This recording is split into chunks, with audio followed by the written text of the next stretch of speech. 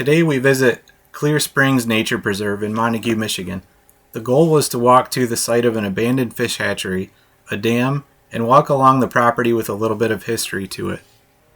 This land first shows up in township records as a trading post in 1848. This land would eventually be owned by Senator Thomas W. Ferry during the late 19th century. Ferry was born on Mackinac Island in 1827 in the old mission house of the Astor Fur Company. Ferry knew the beauty of Mackinac Island and wanted to protect its features such as arch rock from being sold off to the public. He was instrumental in Mackinac Island becoming our second national park, just 3 years after Yellowstone on March 3, 1875. The Hayes-Tilden 1876 election for presidency was one of the most disputed in U.S. history. No clear winner was decided on election night. Reports of fraud and voter intimidation were running wild. A special 15-man commission decided which electoral votes were awarded to whom, and this led to Hayes winning by a single vote. Traditional Inauguration Day at the time was on March 4th, which happened to fall on a Sunday. Because of this, it was decided that public festivities and other official ceremonies would be pushed to Monday, March 5th. President Grant feared that without an official president Sunday, the defeated Tilden supporters might stage an uprising and secretly swore in Hayes on Saturday night. In absence of an official president or vice president, Thomas Ferry was next in line to become president. Senator Thomas Ferry is often called the president for a day. Because Grant's term expired at noon on Sunday and Hayes hasn't not yet been publicly inaugurated, it's argued that Ferry technically held the presidency for a 24-hour period during this transition. My wife and I were able to spend some time at the Rutherford B. Hayes Presidential Library and Museum in Fremont, Ohio. If you're ever in the area, I highly recommend going. The grounds are beautiful, and the museum is fascinating. Thomas Ferry and his father platted the village of Ferrysburg, Michigan in 1857. Ferry Township in Oceana County is also named in his honor. Operating under Ferry & Sons, Thomas Ferry and his brother Noah Ferry bought huge tracts of pine land to supply their sawmills. By 1850, the family had built the first steam sawmill in the area, known as the Ferry Mill. The land's proximity to Lanford Creek and White River was strategic for moving logs and establishing a commercial shipping route. The family used this land for the timber. After the decline of the lumber industry, the Ferrys sold the property. In the 1940s and 50s, the natural spring-fed waters were repurposed for the North Star fishery, as you'll see later in this video. Wanting to save it from a 90-home housing development project, Montague Township bought the 118-acre site for $950,000. The site is now protected for hiking and wildlife. I hope you enjoy the sights of the woods as we walk to the ruins of the old fish hatchery.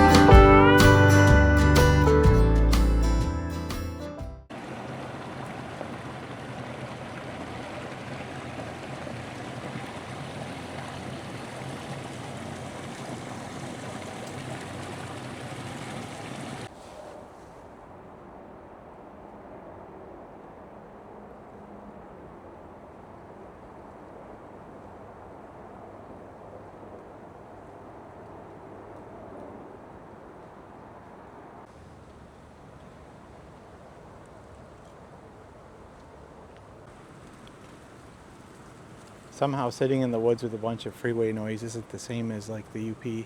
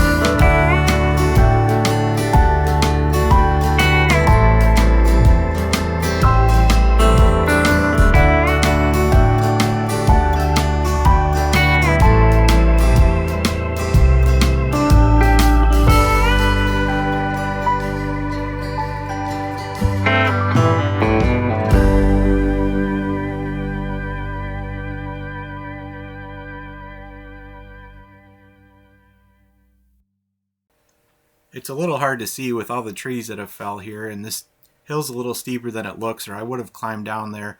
But we're looking at the remnants of the North Star Fishery, a hatchery that operated during the 40s and 50s using spring-fed ponds to raise fish.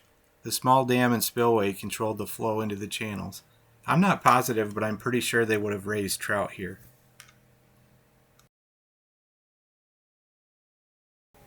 Thank you so much for watching. We have a lot of exciting trips coming up this year, but I wanted to include our small adventures too. We hope you have a great day.